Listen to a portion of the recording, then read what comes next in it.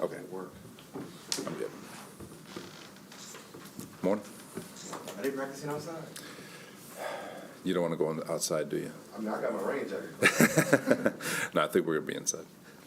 Robert, do you know Coleman, Corey, Shaq, and AVT with their status for Sunday? It looks good for Sunday. Obviously clear today, too. I don't want to jinx anything, but everything looks good. What, we didn't really ask you about Denzel going on the COVID list. Is there any chance he'd be off the list for the game on Sunday? No, he's when you show symptoms, it becomes a 10-day protocol. So hopefully we can get him back for next week. Did any coaches or other players test positive? Pinnock, but he had he was already put on, but he had a negative PCR this morning. So if he gets another one tomorrow, he can be up for Sunday. So we're holding out hope for that. When you, I'm sure you faced Josh Allen before, and when you study him, what kind of challenges he presents, what he can do with his leg as well as his arm? Yeah, we played him last year on Monday night when we got kicked out of California.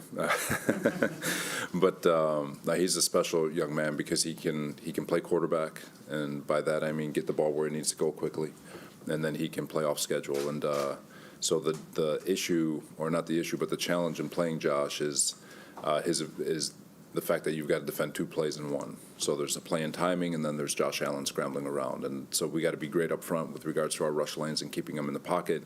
And we've got to be great in the back end with regards to plaster and staying connected to our coverage and understand that you're not defending 3 plays, you're defending upwards to or 3 seconds, you're defending upwards around 10. So you just got to strain. Robert, in the time that's been since the Indy game, I'm sure particularly the defensive front has been thinking about that game in Indy, I'm assuming. Do you feel like you guys have solved some issues there from what you saw that went down there? And obviously you got a completely different scheme coming up on Sunday, but do you feel like and what do you expect on Sunday? It's consistency.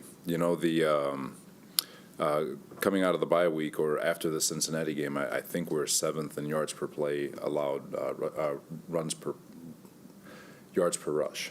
Sorry about that. So the run game had not been an issue. It showed up against New England, and then obviously we just got rocked with Indianapolis. So it's just a matter of just hunkering down, getting back to the fundamentals and doing what we had been doing for the whole year. It felt like it hadn't been a problem, and obviously Indianapolis did a great job. So Buffalo presents a whole different type of issue now that you got a running quarterback. You've got 2 backs that can run the ball. They've got a good offensive line that can create lanes. So we got to get ready to defend everything. It's going to be a tremendous challenge on Sunday. Josh Allen, I mean, when he's pressured, he's not nearly as good as most quarterbacks, but him specifically, it's a big drop-off. So what's the balance in finding out when you should send that pressure and when you do have, just that chess match, when you got to send pressure and when you have to be careful because he could burn you if you send too much pressure? Yeah, that's always, especially a guy who can escape the pocket and get off schedule, and now you've got the back end and one-on-ones all over the place with one high safety. And they've got playmakers all over the football field. So it is a cat and mouse game in terms of trying to change looks for Josh and trying to change coverages and be multiple. So he can't just tee off on you. So there is a chess match in there, DJ, and it's going to be a challenge. But the biggest challenge is just trying our best to keep him in the pocket so we don't have to get to that in the first place. So. The defense, I mean, was there anger amongst the guys at what happened in Indy? I'm not trying to.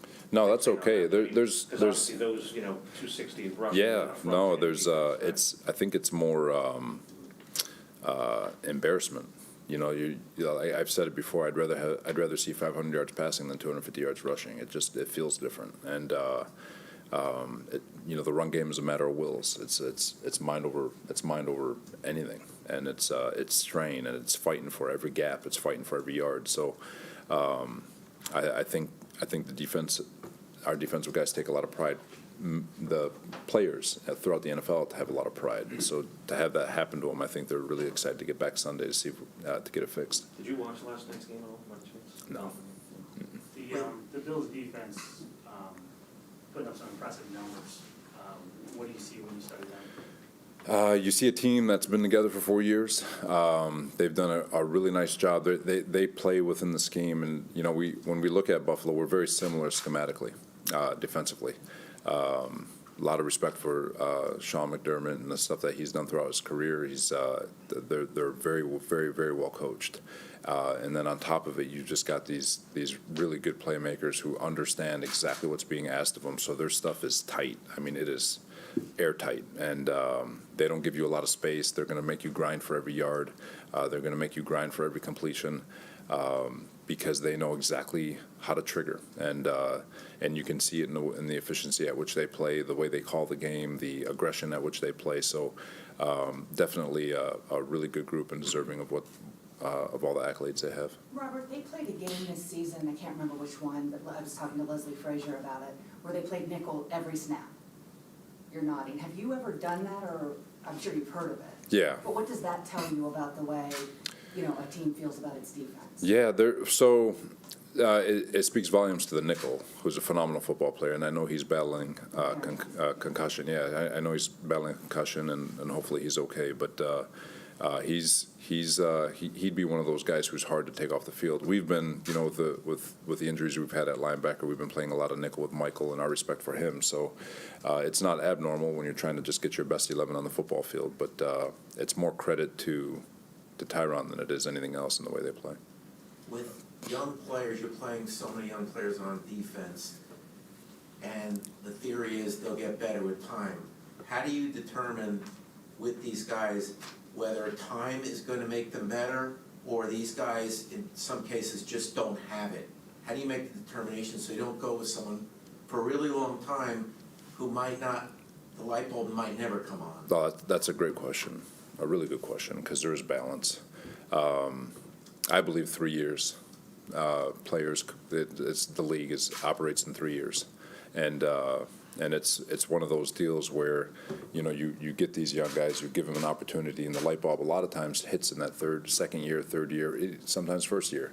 And now some guys even take longer, 4 or 5 years, but there is a balance, and you can see in the explosiveness of plays, right? So if you're seeing glimpses, and a kid is smart and it's important to him, and he's showing glimpses of explosive plays, of explosive ability, you trust that with reps and understanding the game that he's going to get better because, one, it's important to him, two, he's smart enough. Like there's a lot of things that can trigger a foreshadow, if you will, or an indicator that a kid's going to make it or he's not. So it is a good question. There is balance, but Take a couple more. Robert, a question about Quinn and kind of the defensive line rotation. I think, you guys have talked about Quinn being a special player, and sometimes surprising to see him playing 60% of the snaps versus, I know he's a big man and defensive line rotates, but how do you sort of evaluate that? And then, like in San Francisco when you had those guys, where do you play some guys 80, 90%, or big guys, do you always kind of keep it 60%? the objective really for the entire D-line is to not have any of them play more than 40 snaps in a game. That's the goal. The amount of strain we ask from play to play, if you are able to play 90% to us, and everyone's different, like the 3-4 teams can, because they're more gap control, stay on the line of scrimmage. We ask so much out of our D-line that if you can go 4 plays in a row or play 90%, then you're probably BSing on the football field, in our mind. And you're not executing the technique as it's designed. So Quinnen is a phenomenal football player, but we also think Sheldon Rankins is a phenomenal football player. We love Foley, we love Shep in there. So there's a really cool 4-man rotation, really deep 4-man rotation on the interior. So it's the objective is to keep those guys as fresh as possible, especially when you get to those 2-minute situations at the end of half, end of game, so they can give you everything they got, 4 straight shots to get off the field. Well, I wasn't here yesterday, so I apologize, because I think Mike White was a storyline yesterday for this group. What does it say that teammates are apparently chanting his name when he walks into the locker room midweek? I get it when you give a game ball and they all go nuts because they all just won. But what's the midweek stuff? I've truly never heard of that in like 20 years doing this. There's a lot of things that happen in the locker room that I've kind of given up on in terms of trying to understand it. They're young men doing young men things, so it's if they want to mess with Mike a little bit, and I look at it as them trying to keep him humble, but just kind of mess with him a little bit. But No, I love our locker room. I think it's such a good group of guys, and Joe's done such a great job bringing in great character people who love this game, and it shows with the way they show up to practice every day. They clearly either love him or respect the hell out of him, or both, right? Probably both. Probably both. We'll go DJ. I think they'd feel that way even if he didn't play, because everyone loves Mike, even from training camp and OTAs. I don't think any of that's changed. DJ, Mark, Andy, Watson. Your principle is you want to get there with four. Like, you want to send forward, drop, 7 in coverage, things of that nature. But this year, Josh Allen has a passer rate of 97, 9 touchdowns, 2 interceptions. When people only rush 4, we rush 5 and 6. It goes down to 72. So for you, how difficult would that strain be to where, like, your instinct is like, oh, I want to just send forward and let my forward get after him, but then again, his quarterback is good against that. No, that's good. So last year we sent 5 a lot with San Fran, and he still beat the crap out of us. But no, he's a challenge either way, DJ. When you rush 4, you got 4 guys trying to control 6 lanes, and so he can he escapes. You rush 5, you rush 6. Now you got Stephon Diggs in one-on-one situations, and Cole Beasley and Emmanuel Sanders. It is a challenge, and Dayball does such a good job utilizing Josh's strength. So all the way across the board, you've got to mix and match. It's not, well, analytics says this, let's just do this the whole time, right? But at the same time, you've got to be able to mix it up and keep not only the play caller from being able to throw haymakers at you, but allowing Josh to get comfortable back there where he can just tee off and beat you that way. So tremendous challenge against this team, who's probably a little pissed off. So we're excited for the challenge. Robert, getting back to Mike for a second, I mean, obviously the last 5 quarters have really energized the Jet fan base outside the building, which you probably aren't, you're locked in here, but what's the sense here about the curiosity about the Jet fan wants to know, can he keep this going, right? So from what you've seen of this preparation and whatnot, is there a sense inside the building? Is there kind of a sense of a similar energy and a curiosity as to where he takes this? It's that way for everyone, and not to shoot the question down, but I've said it before. Our goal as coaches is to make Joe D's job as hard as possible.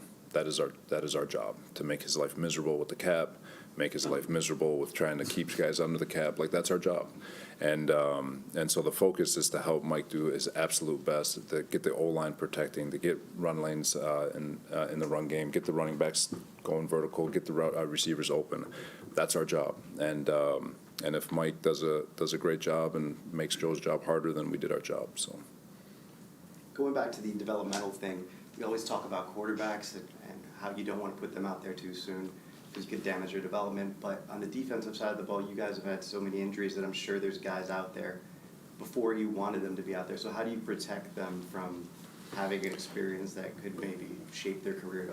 Well, it's they're injuries aren't always a problem. It's when one group just gets rocked, and that's kind of what you've seen with that safety group. But it's because I still think when you look at Jared Wilson and Niesman and Ashton, and you look at those guys, they're capable football players. They've played in the NFL. They've played games before. Now it's just a matter of how can we speed up all the missed time of OTAs and training camp where they've had chances to play with one another and they've had game reps with one another where they can grow.